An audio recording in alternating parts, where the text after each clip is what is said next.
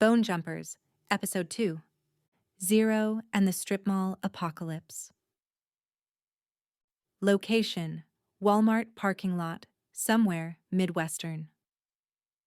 Crowd type, mixed, scavengers and their shadows. Momentum status, building but small. I lost sight of them within the first hour. The convoy didn't slow for anything. Not for the wreckage choking the highway, not for the fires still smoldering in the median, not for me. The bikes tore through the dark like they were chasing something I couldn't see, exhaust trails hanging in the air like threads trying to stitch the night back together. I ran until my lungs turned to rust. Then I walked. Then I walked slow. The undead were faster than I expected. Not the riders. I knew they were fast. But the followers. The shambling crowd that had peeled away from my suburb and joined the convoy. They moved with purpose now, like someone had oiled their joints and aimed them forward. They didn't stop, didn't rest, just kept going. Mile after mile, a river of rot flowing towards something I couldn't name but had to see. I fell behind. The moon was the color of old bone. The highway stretched ahead like a scar, and all I could do was follow it. That's when I heard the limping. It matched my rhythm, shuffle drag, except it came from behind me. I turned, hand already reaching for the knife I didn't have. A zombie kid, maybe my age, maybe younger. Hard to tell with half his face caved in. He wore a t-shirt 3 sizes too big, faded black with white letters. 0 fucks given. One leg dragged worse than the other. A nail jutted from his temple, rusty and bent, like someone had tried to put him down and given up halfway. He looked at me. I looked at him. We started walking together. 0, I said after a mile, because the silence was too big and I needed to call him something. He grunted. It might have been agreement. It might have been gas escaping a wound. Either way, we kept pace. 0 was slow, slower than the others. His bad leg caught on every crack in the pavement, and every few steps he'd lurch sideways like his balance was a memory he couldn't quite hold on to. But he didn't stop. Neither did I. Ahead of us, the convoy's dust cloud glowed faint orange in the dark. Behind us, the highway was empty except for the things we'd left behind. We walked. The dead rose as we passed. I noticed it first at a roadside cemetery, one of those small family plots fenced in with chain link and neglect. The graves were old, markers crooked, names worn smooth, but when the convoy's engines rumbled past, the ground moved. Not an earthquake, not subsidence. Pushing. Hands broke through the dirt. Slow, deliberate, like they'd been waiting for permission. The zombies clawed their way up, dirt sliding off their shoulders, and stood. They didn't look at me, didn't look at 0. They looked toward the sound of the engines and started walking. Some carried things. One dragged a tombstone, granite slab scraping behind him like an anchor. Another clutched a rotted bag that leaked grave dust with every step, leaving a trail of gray powder on the asphalt. A ghoul, skin gone green, eyes burning red in the sockets, emerged from a mausoleum carrying a child's bike, rusted and bent. They joined the procession. 0 grunted something that might have been a song. I listened. After a while, I grunted back. It wasn't music. It was rhythm. Shuffle drag, a marching beat for the dead and the stupid living who followed them. The world was never bright. Even at noon, the sky stayed the color of dirty radiator fluid, dull yellow bleeding into gray, like the sun had an infection it couldn't shake. Now, with dusk coming on, it was worse. The light bled out slow, leaving everything the same shade of bruised nothing. We were passed constantly. Zombies with better legs overtook us, moving in packs or alone, some dragging tools, some dragging each other. A ghoul loped past on all fours, spine bent wrong, mouth trailing drool that hissed when it hit the pavement. Something I couldn't name. Too many arms, too few faces, scuttled along the shoulder and disappeared into the trees. Then the living came. A biker gang. All of them old. All of them fat. Leather vests straining over guts that hadn't missed a meal even after the world ended. Boomer relics on Harleys that coughed black smoke and sounded like chainsaws chewing sheet metal. They roared past us, close enough that I tasted their exhaust.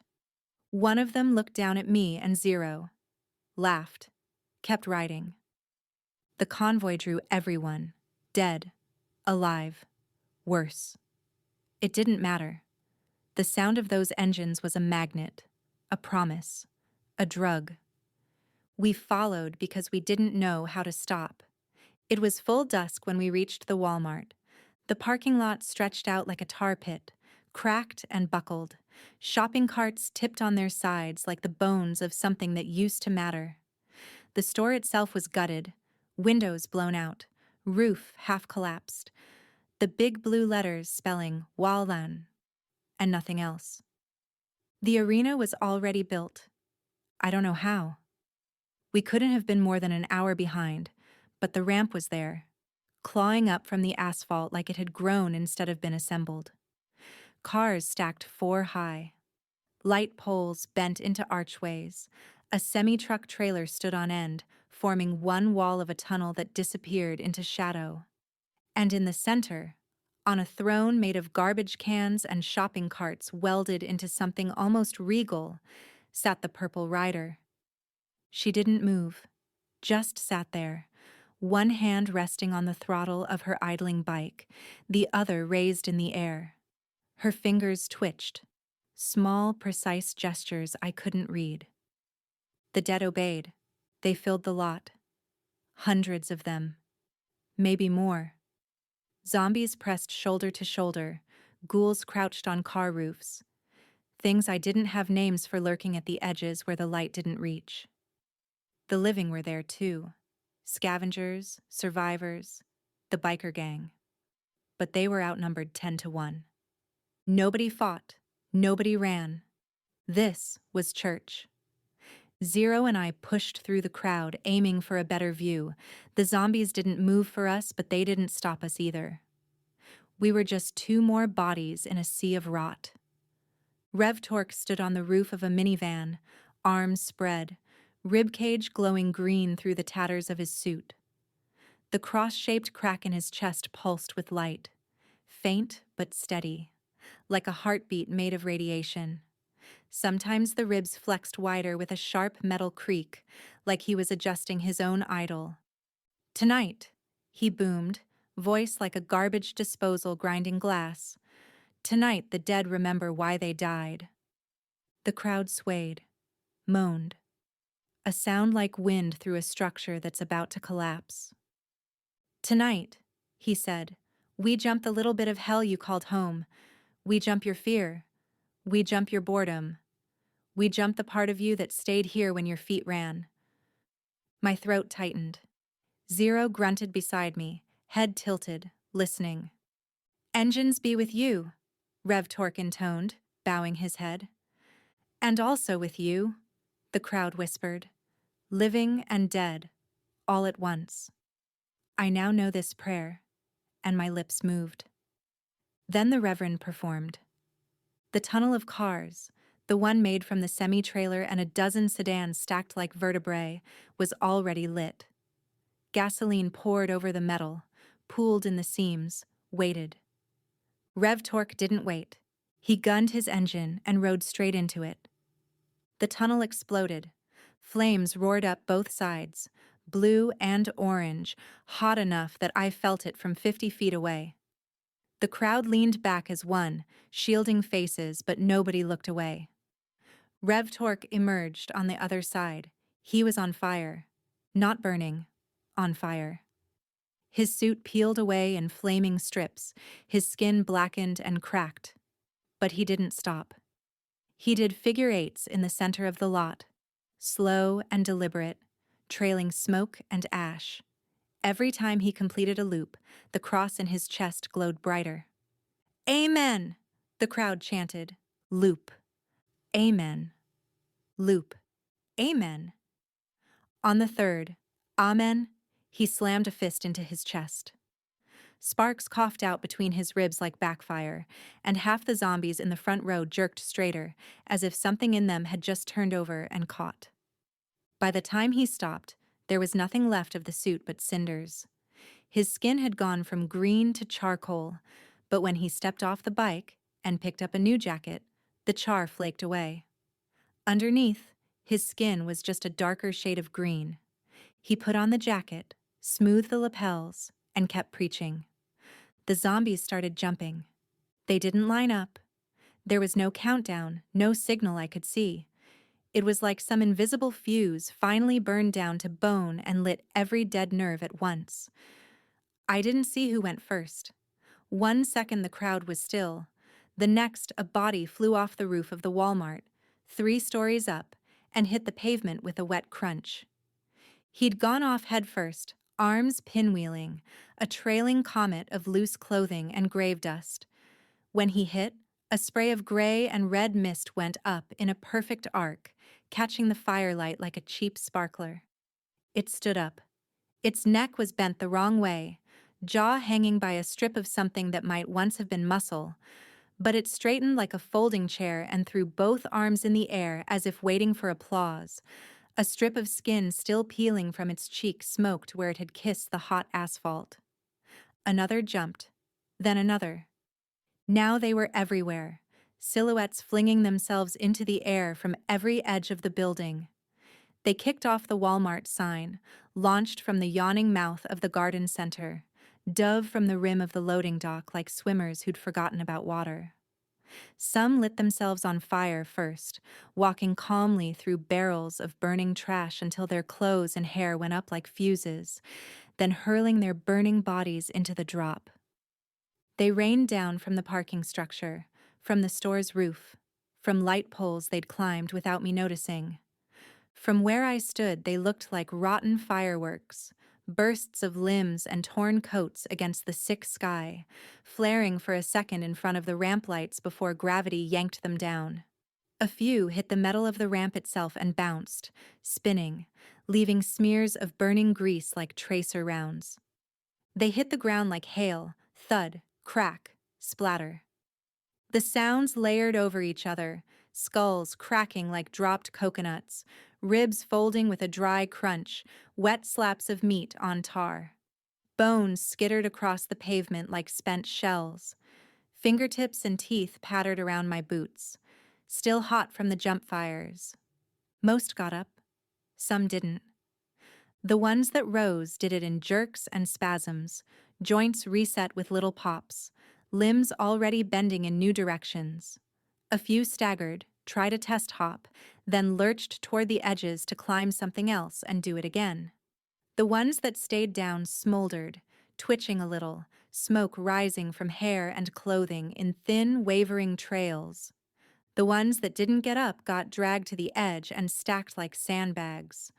Other zombies grabbed them by ankles and wrists, hauling them away from the landing zone in smooth, practiced motions, tossing them into growing walls of meat along the lot's perimeter.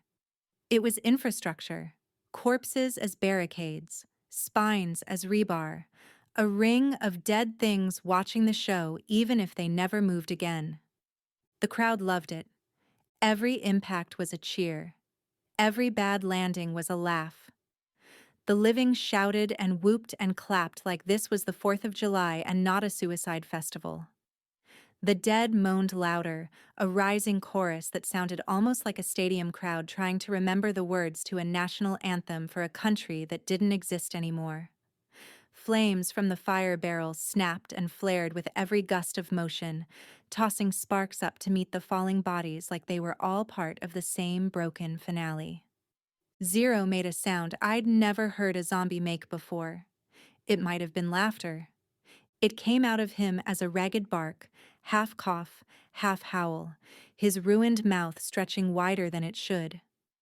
Ash and grave dust puffed from the crack around the nail in his skull, and for a second he rocked on his bad leg like he was thinking about joining them up there. Fires everywhere now. Barrels burning, cars lit up, the tunnel still smoldering. The lot looked like a war zone, and maybe it was, except nobody was fighting. The dead didn't attack. Not each other. Not the living. They just watched. Waited. Because the main event was coming. The chant started low, guttural, a hum that came from everywhere at once. Evil, evil, evil. Living voices joined. The biker gang, the scavengers, even me and Zero. Our throats moved in unison. Evil, evil, evil. The ramp shook. Not from weight, from anticipation, like the metal itself knew what was coming. Evil Ken Evil appeared at the far end of the lot. His bike growled, blue fire licking the pipes. The skull caught the firelight and threw it back brighter. His star-spangled leathers hung in shreds, more holes than fabric, the stripes streaked with ash. He didn't rev, didn't showboat, just sat there, waiting for the noise to reach a pitch only he could hear. Rev Torque lifted 2 fingers in the air like a benediction, tracing a quick cross over the bike's headlight. The crack in his chest flared once, answering whatever the engine was hungry for. After that, Evil Ken moved. The bike screamed. I'd heard it before, but not like this. Not with this crowd.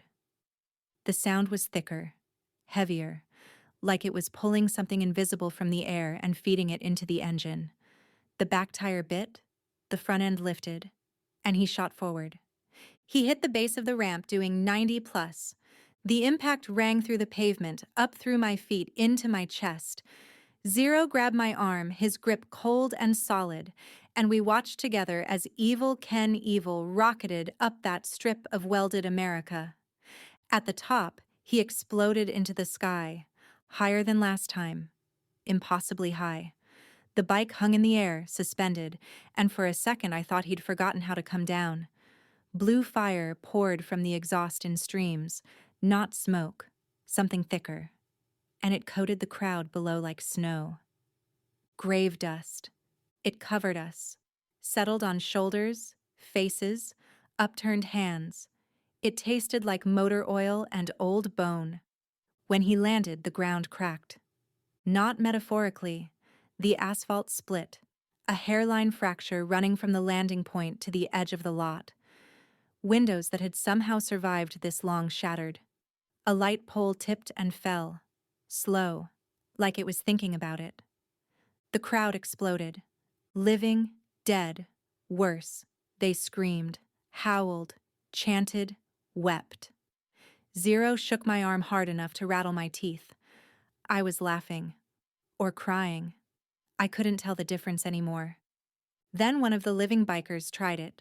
Big guy, eye patch, gut hanging over his belt. He revved his Harley, screamed something I couldn't hear, and gunned it toward the ramp. He didn't make it halfway up before the bike bucked. He flew off sideways, hit the pavement, slid 20 feet, and stopped moving. The crowd went quiet. Then 2 more tried. At the same time. Different ramps, same outcome. One hit a barrier and cartwheeled into the crowd. The other made it off the lip, almost cleared the gap, and came down nose first into the fire barrels. They burned. The crowd was insane. Evil Ken climbed back onto his bike, circled once, slower this time. He rolled past the base of the ramp like he was done, like the show was over, then kicked the back tire sideways in a shriek of rubber and blue fire. He lined up facing the crowd, not the jump. The engine screamed in reverse, some gear no human bike ever had. He looked over one shoulder, skull beard streaming sparks toward the ramp instead of away from it. Then he hammered the throttle. The bike shot backward, rear wheel first, dragging a comet tail of fire straight up the incline.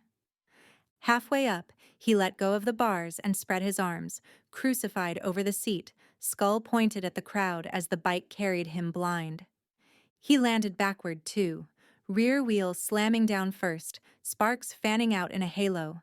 The bike rolled 3 lengths in reverse before he snapped it around in a smoking 180 and came to rest facing us, like the whole stunt had just rewound and played again. This time he did it backwards, and I was faithful witness to it all.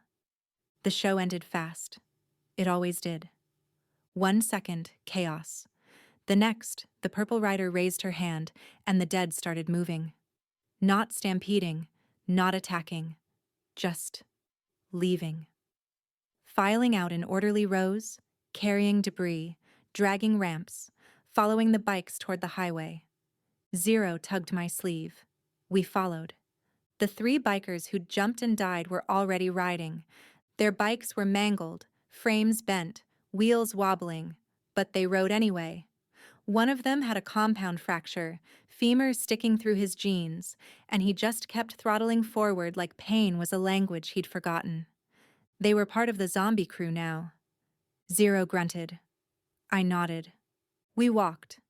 The convoy rolled out ahead of us, trailing fire and faith and the faint hum of engines that sounded louder than before. Closer to something. Behind us, the Walmart burned. I looked back once. The lot was empty except for the dead who didn't get up, and the living who decided not to follow. The sky was still that sick yellow. The moon still bone white.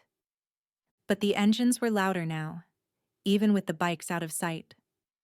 The sound crawled along the highway like it was painted there, a line I could step on and not leave. Under it all was the smell of hot motor oil and burned rubber, thin in the air but sharp enough to follow. Zero grunted, turned his ruined face toward the noise, and started walking without looking back. I went with him. I couldn't see the bone jumpers anymore, but I didn't have to. Following the sound and the smell was the same thing as believing they were still out there. We were getting closer. Jump count, 2 out of 100.